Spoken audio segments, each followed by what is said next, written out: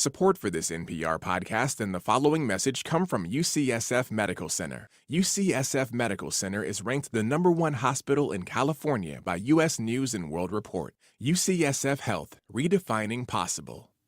What do Luther Vandross ballads, Oil Sheen Spray, and Twice as Good have in common? They are all essential to some facet of the Black experience. In the Nod, a new podcast from Gimlet Media, co-hosts Brittany Luce and Eric Eddings explore all the beautiful, complicated dimensions of Black life. It's a fun and poignant examination of the biggest moments and the most underexplored corners of Black art, media, and culture. Check it out now on Apple Podcasts or wherever you listen. What's good? Just a heads up, this episode's got some strong language. Enjoy the show. I had teachers that would say, why can't you just be like the other Asian kids that are quiet and good at math and do their homework, like my junior year of high school? And where's she now? Yeah, where you at now? You know? But how you like me now?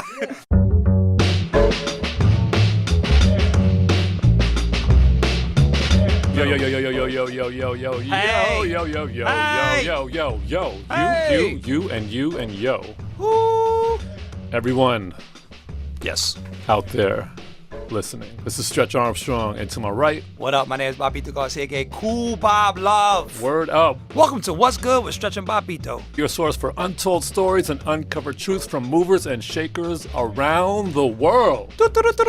Today's guest is Eddie Huang. Eddie is an author, chef, TV personality, fashion designer, and attorney. And the beat goes on. We'll talk to him about how cooking helps him hold onto his Chinese ancestry. Bob, Yes. what is the best meal you've ever had? Well, I would love to say Eddie Huang, but I've never been to his restaurant. Eddie Huang is not a meal. I would say the best meal I've ever had perhaps would be coming back from Paris on a long trip, and the woman who became my wife and mother to my child had prepared a phenomenal plate that was decorated as if it was coming from a 5-star restaurant with chicken and rice And the accoutrement. yeah, and asparagus. Now, but the crazy thing was that she had never cooked for me. We had been, hanging out for almost 6-7 months. So I'm like, yo, where's this coming from? But what happened was, while I was in Paris, I told her that I loved her, and we became boyfriend and girlfriend. So when I came back, You became boyfriend and girlfriend long distance.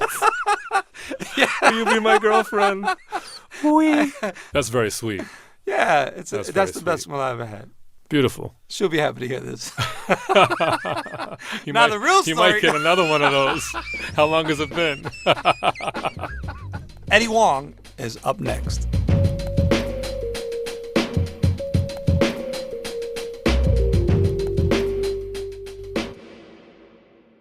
Support for this podcast and the following message comes from Red Bull Radio.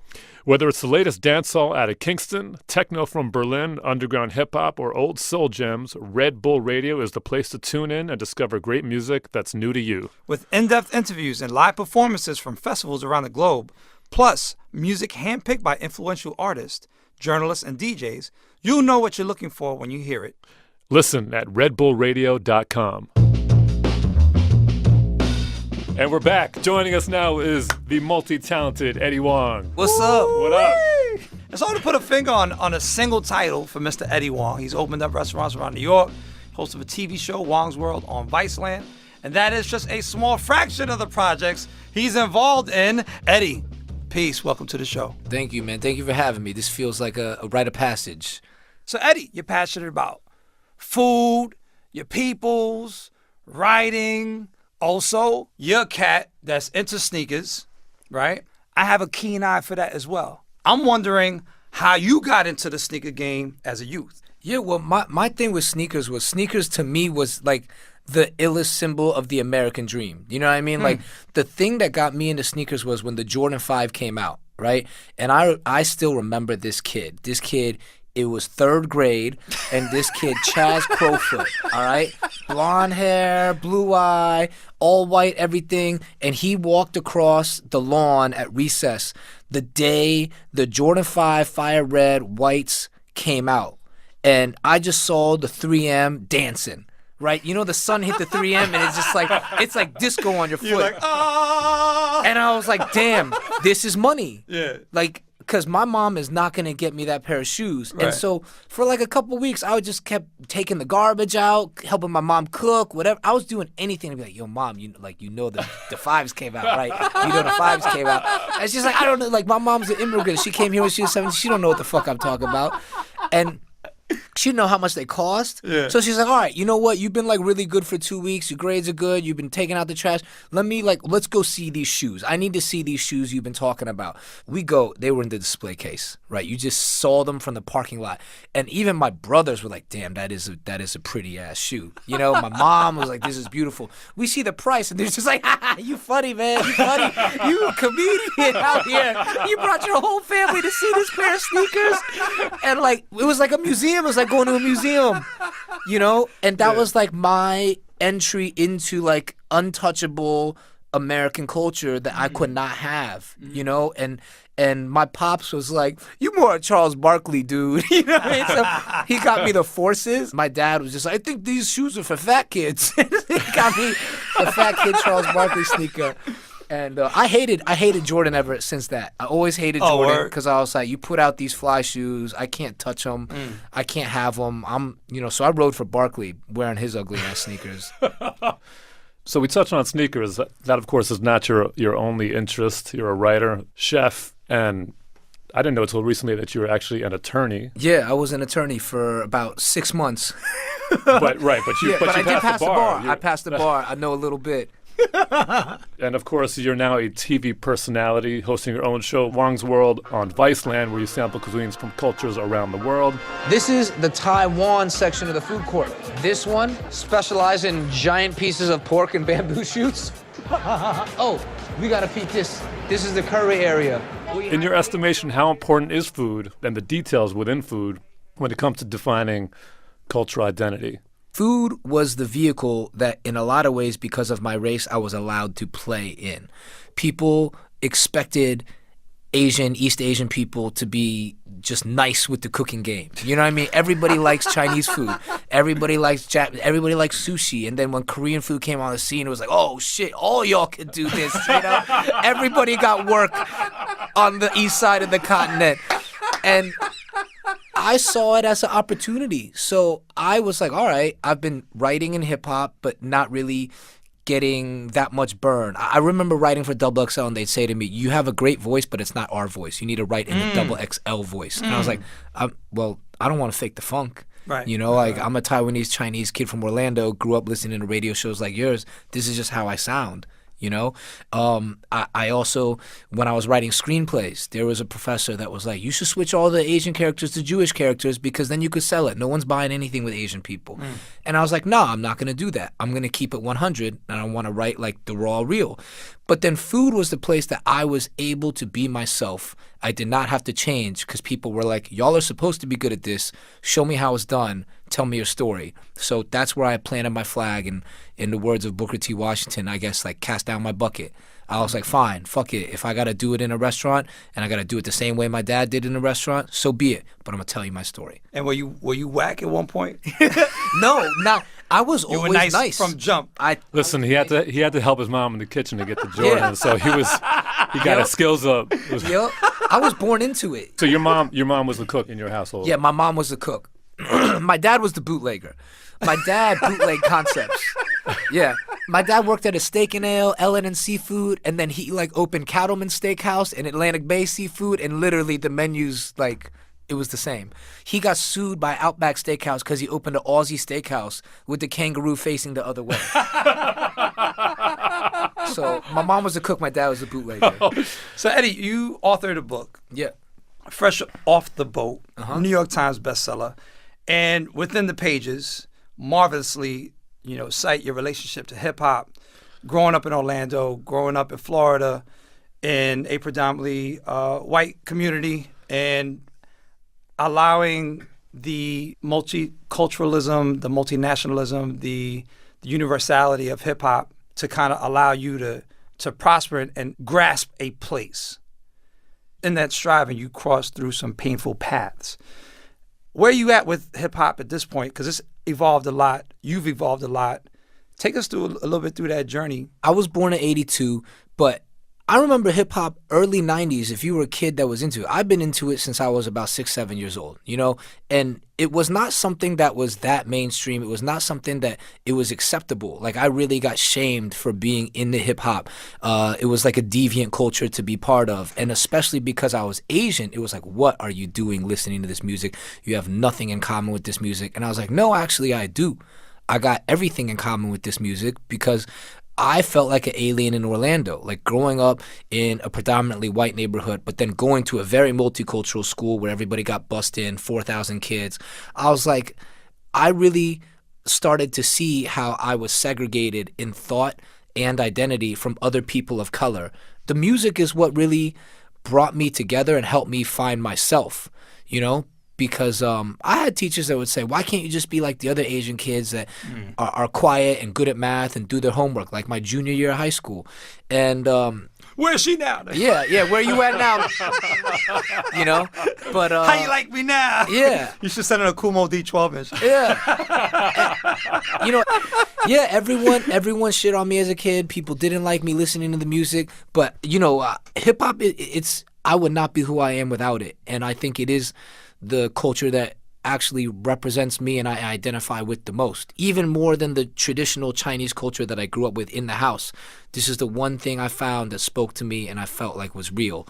So in 2017, right, because we've all kind of evolved, the culture has evolved, the music has evolved.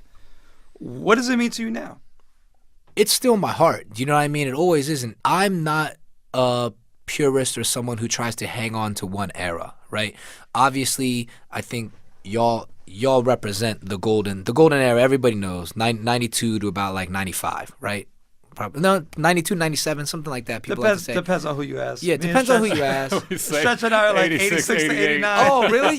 You 86 to 89? Yeah. Oh, I mean, we're older interesting. than Okay, you, so I mean, but the R, you know what I mean? It So, just like, depends on, I think, like what your entry point into hip hop music was. Yeah. If you were in high school and like wide open, then that's generally going to be your golden era. It's assigned to each generation. I mean, we would freestyle in the crib or whatever. My friends.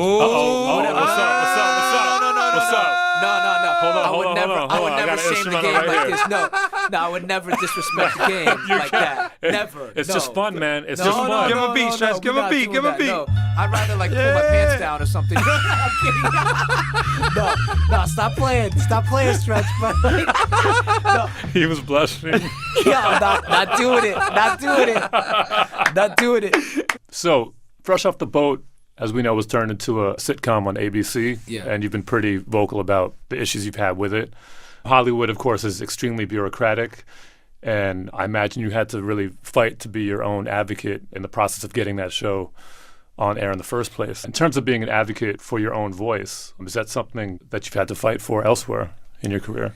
Yeah, the thing is that, you know, I feel like I've been chosen because there are certain things about my story that Hollywood or the man can make money on, right? Like a chubby Asian kid that likes hip hop, that's funny to people, right? You put that kid on 8 o'clock, 8:30, weekday nights, middle America families come home. That's very easy to laugh at and eat a TV dinner to, you know, especially if you can resolve all of his issues in 22 minutes, right? But when it was sold, I did not sign up for that. I was like, I'm selling you my story. You're getting the real, uninhibited, like this is raw power, right? If you want it, here it is. That's what you bought. But I started to see them chop it up. It definitely was sterilized, and they were like, every episode needs to be solved in 22 minutes, bro. We cannot introduce a problem that cannot be solved in 22 minutes. And that really upset me because I was aiming for Wonder Years. I was like, that show had problems that went unsolved for multiple seasons, right? And so it was a battle. It is kind of, I think, ended in a really good place. That show has touched a lot of people. People that I respect run up on me all the time and say, yo, man, like, I know you had an issue with that show, but like, my son, my daughter watches it, and you have enabled a reflection of them to be on television. And so I'm really proud of that. I'm proud of the people that work on the show, and I would just tell immigrants, anybody of any color out there, any creed, whatever. Like, tell your story, man. Tell your story, shoot the fair one, do it as big as you can. Yeah. So we're talking a lot about cultural identity, and you've got a new book, Double Cup Love. In the book, you reveal how you traveled to China to ask the question, how Chinese am I? What does it mean to be Chinese, and how important is that to you?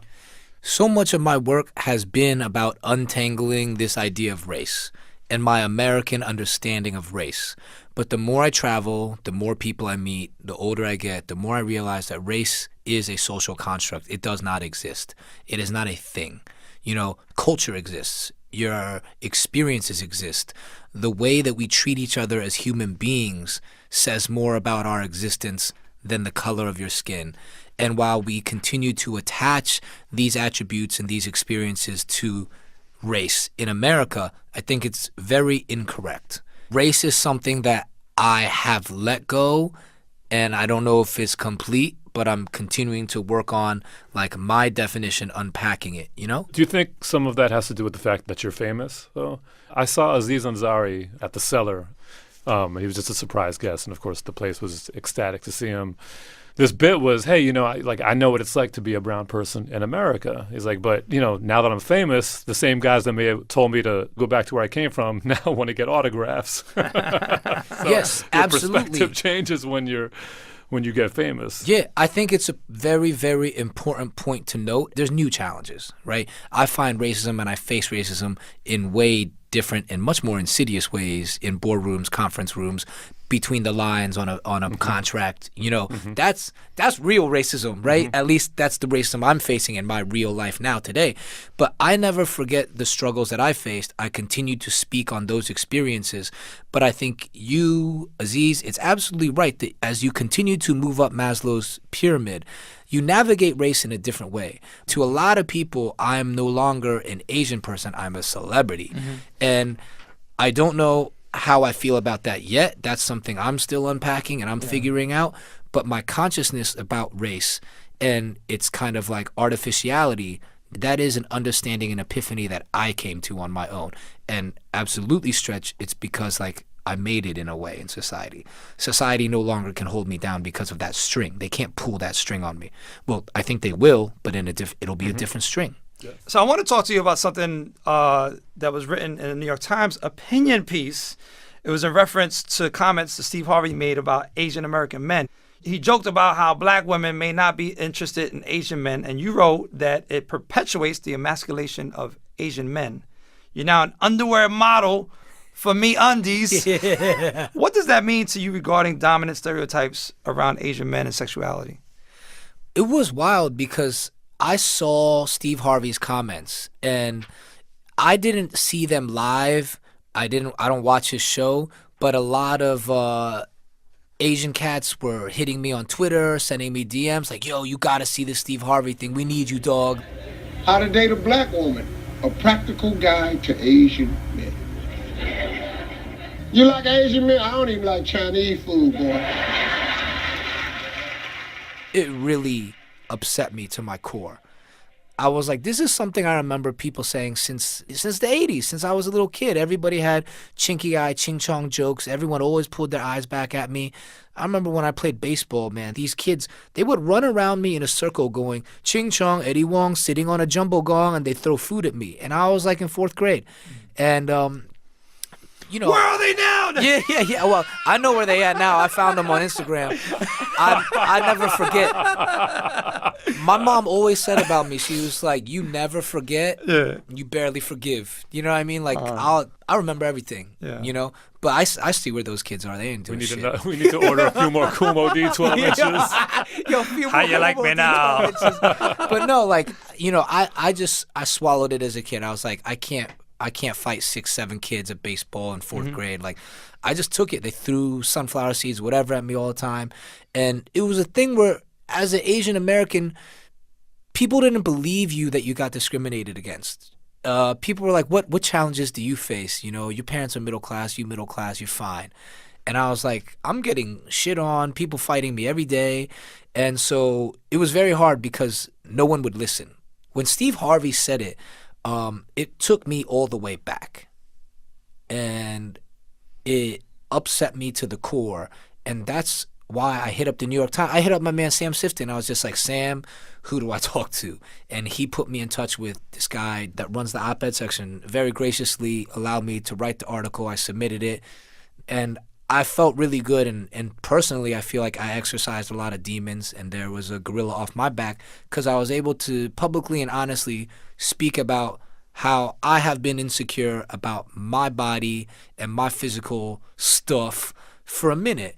And even though I'm fine, like I've never had a shorty complain, you know, and that's not bigging up myself. I'm just saying, like, there was nothing wrong, but I always thought my machinery was broken or busted, you know, because other kids would make fun of me from day one.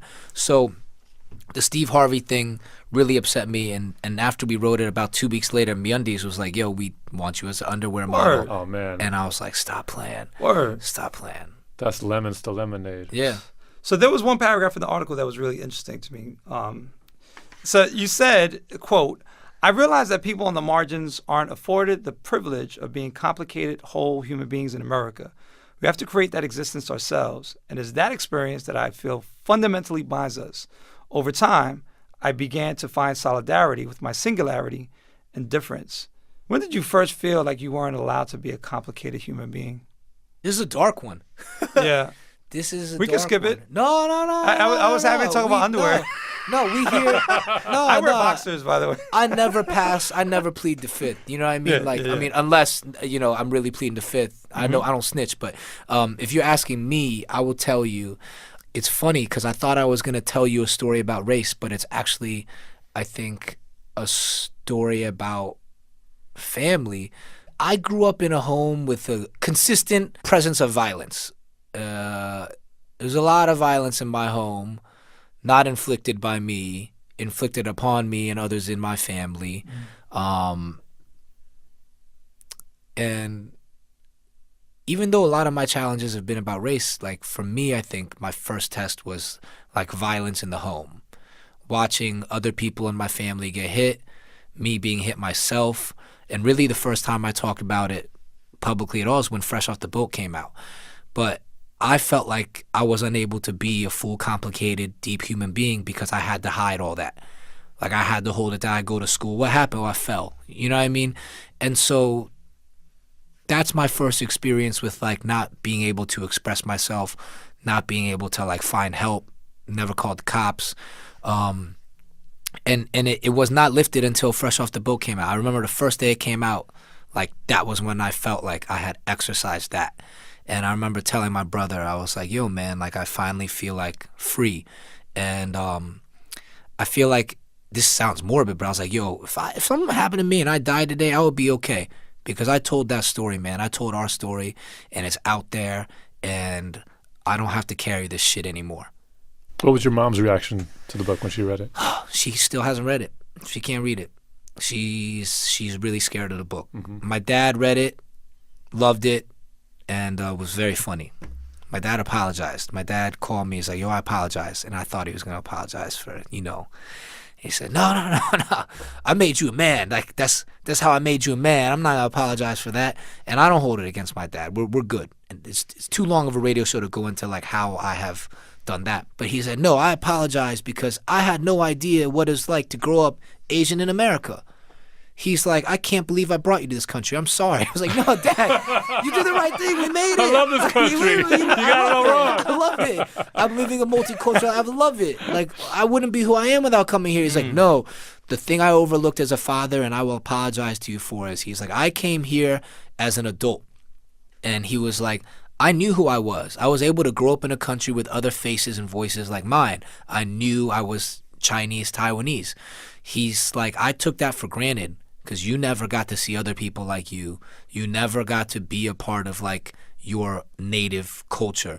You had to keep this alive within yourself, just within the 5 of us in this home. And he's like, I'm sorry, man. I'm sorry because like that is a real struggle. And so I was like, that's cool. My dad recognized that struggle. But yeah. So Yeah. thanks for sharing that. Yeah. Word. No, thanks for asking, man. This is an important one. Up next, it's time for the impression session.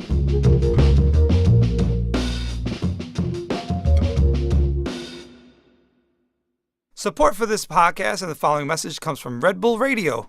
Whether it's the latest dancehall out of Kingston, techno from Berlin, underground hip-hop, or old soul gems, Red Bull Radio is the place to tune in and discover great music that's new to you. With in-depth interviews and live performances from festivals around the globe, plus music handpicked by influential artists, journalists, and DJs, you'll know what you're looking for when you hear it. Listen at redbullradio.com. Ladies and gentlemen, it's time for the Stretch and Bobbito impression session. Word up. Eddie, this is how it works. We're going to play you music. Now, you can digest it however you want. It's not a guessing game. It can be if you want, if you recognize who we're playing. It's really about you listening and whatever emotion that the song evokes, share it. Wherever the song takes you. Aquí todo sube y casi nada baja. Los precios por las nubes, todo el mundo aquí se faja. Gente de todas partes, fuertemente trabaja. Andan detrás de un sueño y hay muchos que se rajan. No es cosa de cuento, es la pura realidad. Muchos en su invento buscan la felicidad. I like that. I like that. Who is that, though? It's a group called Pelirroja, and the song is Ciudad de Nadie. It's on Chulo Records / Peace and Rhythm Music. It's a band out of New York. It's fly. My initial impressions, I don't know if it's because it's lunchtime, but I went straight sofrito, adobo sazon. I was like thinking about rum on the rocks, squeeze a lime, sugar rim, Latin quarter. I was just like, I'm hungry. So that's where my mind went first, because it's spicy. Yeah, it's very spicy. Yeah. The reason why I played this record for you, first of all, my understanding of Orlando, right, is that it is a pillar city in the diaspora of Boricuas, right? Like there are over 100,000 Puerto Ricans reportedly in that city, and it may be top 3, top 5. It's the second most Puerto Ricans outside of Puerto Rico behind New York. There it is. So I want to play this and get your perspective on the Asian Latino experience. The second highest population of Japanese people is in Brazil. Yeah. There's Peru mad also. Cuban Chinese. There's mad Chinese in Puerto Rico. Yep. My dad used to bring us to the Dominican Republic. My dad actually got his teeth fixed in the DR last year. Nice. Because he has so many friends from Taiwan there, right? Wow. And there's Taiwanese people in Argentina, mad Chinese people in Jamaica, Right. Puerto Rico, Cuba. But yeah, growing up in Orlando, Puerto Rican culture was definitely something that I was aware of. Like hip-hop came through the Puerto Ricans in Orlando. It came through Tony Touch tapes. And the Puerto Ricans from New York in Orlando were the ones that put most of us on first. I mean, I definitely grew up with it, and even though it wasn't like an exact reflection of myself, I related to it a lot, and there was more Puerto Ricans than Asians, and it was something that like really helped me feel less alone. Or Yeah. dope. Absolutely. Dope. Yeah. That was slick, Bob. I see what you did. I like it. Yeah, you like Yeah, that? All right. yeah. So Stretch, you got a song for I Eddie? do. All I right. do. Planet Earth was my place of birth, born to be the sole controller of the universe. Besides a part of the map, I hit first. Any environment I can adapt. When it gets worse, the rough gets going, the going gets rough. When I start flowing, the mic might bust. The next day to shake from the power I generate. People in Cali used to think it was earthquakes. The R. Honestly, he's the god. You know, like I really, anytime I hear the R, it really feels like the original caveman that created the wheel. Do you know what I mean? Like every MC that came after, like he created the wheel. So you build the body onto, you do all these things, but like R is the one that came through. Was like, here's the wheel. Fuck with it. It's you know? great to hear someone that was born in '82 have that sentiment. Yeah. You know, the R that you're referring to is, of course, Rakim, formerly of Eric B. and Rakim, but Rakim, who he just remains for me the ultimate. I mean, he's top of the pyramid. Yeah. And he didn't create the wheel, but he kind of like he crafted the wheel so that it could go a lot smoother. Yeah. Yeah, I guess. Yeah. Well, who Like the would you wheel was say- kind of like square, maybe like like an octagon at one point, but then like Yeah. I think the obviously you had a lot of fantastic contemporaries of Rakim, but when he came out, the distance that he raised the bar was perhaps yeah. the Yeah. greatest. That was the Yes. greatest step forward ever in hip hop. I don't think anyone has No. taken something and raised it that much in one swift motion. You know, there's a lot of other people that have innovated, especially in a business entrepreneurial sense, but I don't think anyone has innovated for the benefit of the culture as much as Rakim did either. You know, a lot of it has become self-promotion, self-benefit. He raised the whole culture in the way like people communicate. all right, Eddie, I think you've been a phenomenal guest. I tried. You did good, Daddy. Yeah. Yes, indeed. That's Eddie Huang, host of Huang's World on Viceland. His book, Double Cup Love, is out now. Eddie, thank you, really. Thank you, man. I Seriously. appreciate it. Sincerely. Thanks for having me, man. Word. Really respect. That's it for us. We're about to sign off. This podcast was produced by Sammy Yenigan, edited by Steve Nelson and Nigel Eaton, and executive produced by our homegirl, Abby O'Neill. Special thanks to our VP of Programming, Anya Grunman. This episode features music by DJ Ellie Escobar, If you like the show, you can hear more at npr.org. or wherever you like to listen. Boom. Why don't we just get into this, yo? Because we already. We're getting into it. We're recording. Are No, I we don't into want, it, I Bob? don't want to be eating and talking at the same time. It sounds No, you good on the gotta- mic, man. Nah, but let's do it. Role play for That they never heard Pret a Manger just being chewed up on a mic before. Yo, can we get Pret a Manger to sponsor the show? Can we get some The sponsorship sounds. from Pret a Manger? Pret a Manger.